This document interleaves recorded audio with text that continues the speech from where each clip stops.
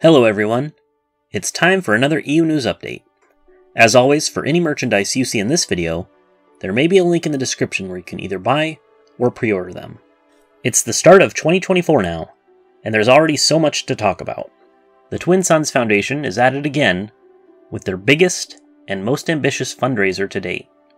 They're looking to raise $5,000 to donate Star Wars books to at least 10 locations, 10 places, each representing a year since the EU's decanonization and discontinuation in 2014, a decade prior. They are looking at locations in California, Texas, Florida, Canada, New York, and more.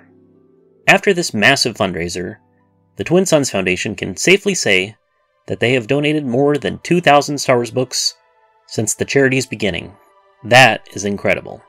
If you would like to help, please donate to the Twin Suns Foundation on their main website, to which there is a link in the description. Please spread it around as much as you can.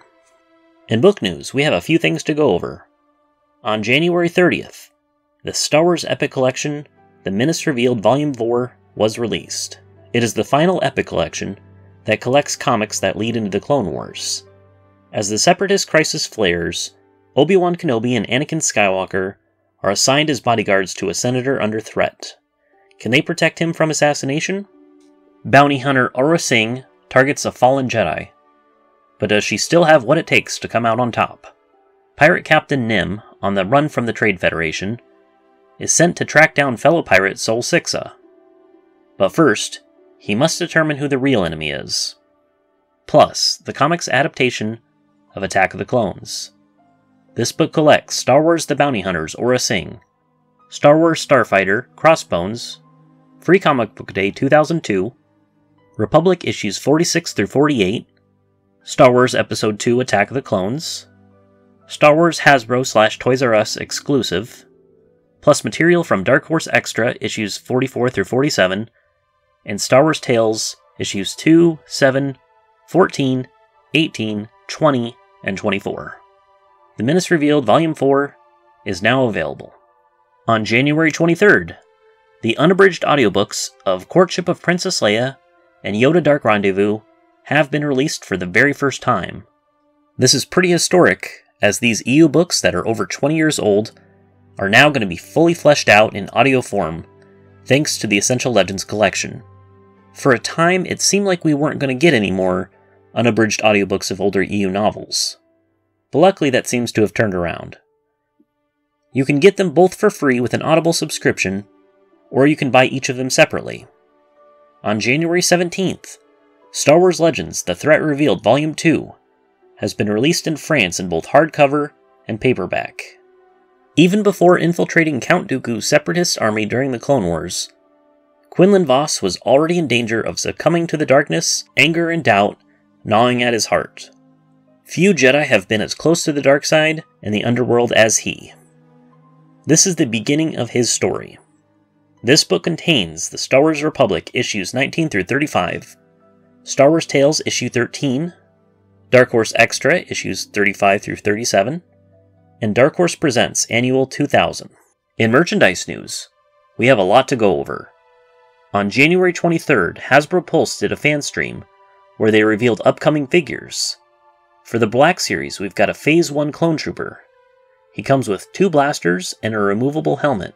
He will be released on June 1st and is now available for pre-order. Also coming to the Black Series, and sticking with the prequels, is the Droideka Destroyer Droid.